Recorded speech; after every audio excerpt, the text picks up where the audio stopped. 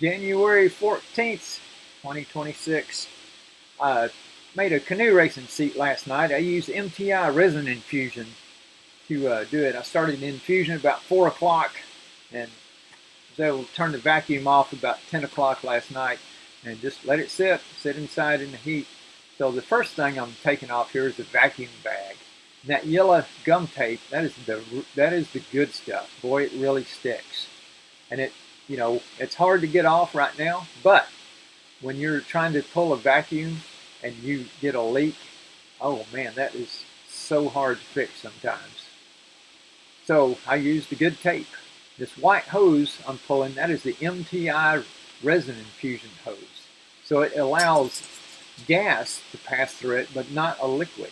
So it's hooked up to the vacuum pump, so it's pulling the vacuum all the way around the outside of this mold. So it's pulling the resin and the air. It's pulling the air out, which brings the resin along. And as soon as the resin reaches the hose, it stops pulling. And it has to do that all the way around. And it'll pull all the air out and have a really good laminate. The red stuff is flow media. There's got to be a little space for the resin to flow, and that provides that. The kind of green stuff underneath it, that is peel ply. So it allows resin to pass through it also, but not nearly as much. And it provides a consistent surface after you're done. So all the peel ply's got to come off. So that black you see underneath the green there is the seed itself, which is still stuck to the mold, which takes a little doing. You got to get all the consumables off. So if you ever wonder why a carbon part costs so much, well, carbon's expensive, of course, and resin. But all this stuff I'm ripping off the seat we call consumables. And I mean, it's just, you got to throw it away. It's no good. It's been resinated and it's hard with resin and it can never be used again.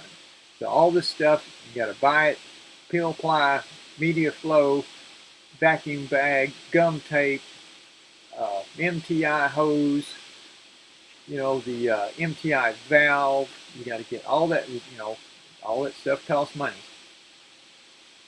But none of it's left in the seat when you're done.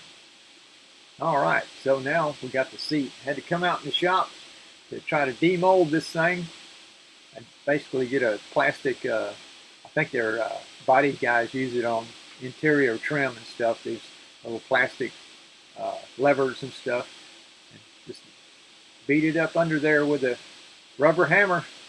Go slow, work the edge around. And you can kind of hear it. It's creaking and cracking and groaning. And when you finally start hearing creaking and cracking on the other side of the mold, you know you're about to come loose. Just pull on it and it'll come on loose. But until that point, you just got to keep prying under it.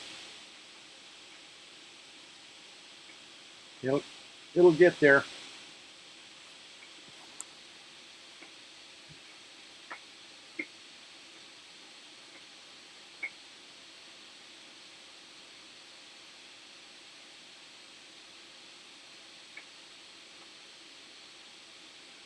Always make sure you're under between the part and the mold and you haven't gotten between the layers you laid up, because that would be not good.